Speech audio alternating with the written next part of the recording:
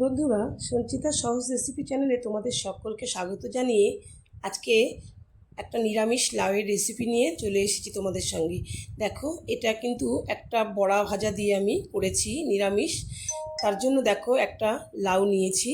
এই লাউটা কিন্তু একদম কচি লাউ, ছোট, এই 800 সাড়ে 800 ওজনের লাউটা, এরকম সাদাটে টাইপের এই লাউটা খুব কচি।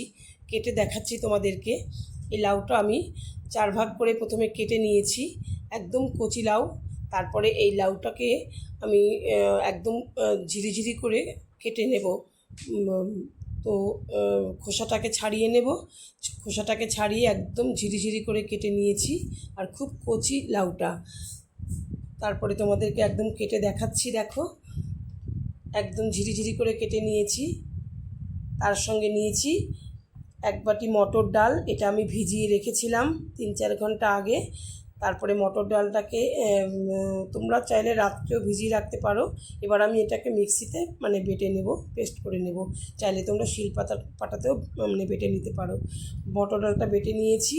তারপরে দেখো, এটাকে এই মটর ডালের সঙ্গে আমি একটু আদা, একটু পরিমাণ মতো নুন, একটু হলুদ আর একটু কাঁচা লঙ্কার কুচি দিয়ে ভালো করে ফেটিয়ে নেব ডালটাকে। ডালটা কিন্তু খুব জল খুব কম, অল্প একটু জল দিয়ে কিন্তু বাটতে হবে, কারণ নইলে এটা তো বড়া ভাজা হবে, জলো জলো হয়ে যাবে বেশি জল দিলে।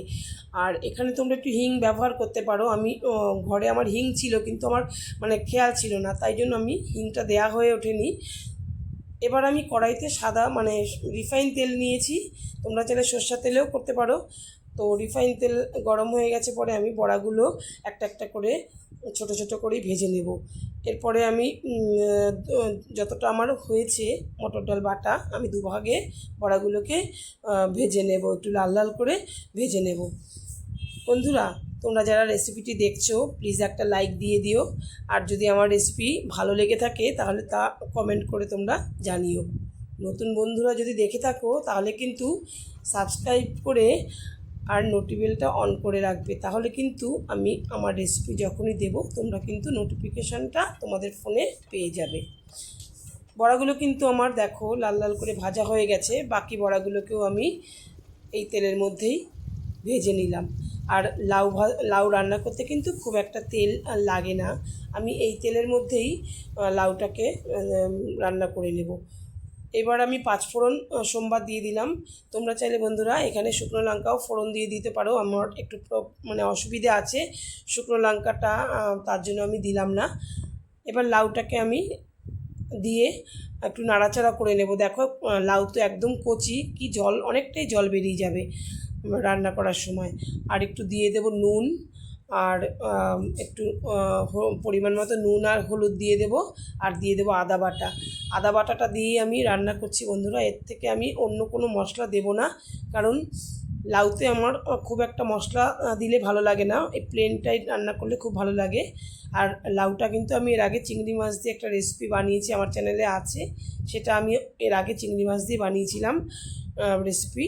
আর আজকে বড়া দিয়ে আমি তৈরি করছি, এটাও তোমরা করে দেখতে পারো, খুবই ভালো লাগবে খেতে।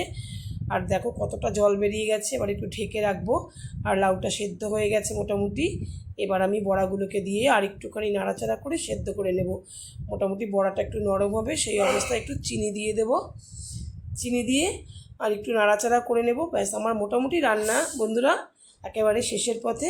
এবার আমি একটু ধনেপাতা কুচি দিয়ে নামিয়ে নেব। আশা করি তোমাদের ভালো লেগেছে। দেখা হবে পরবর্তী ভিডিওতে। ধন্যবাদ সকলকে।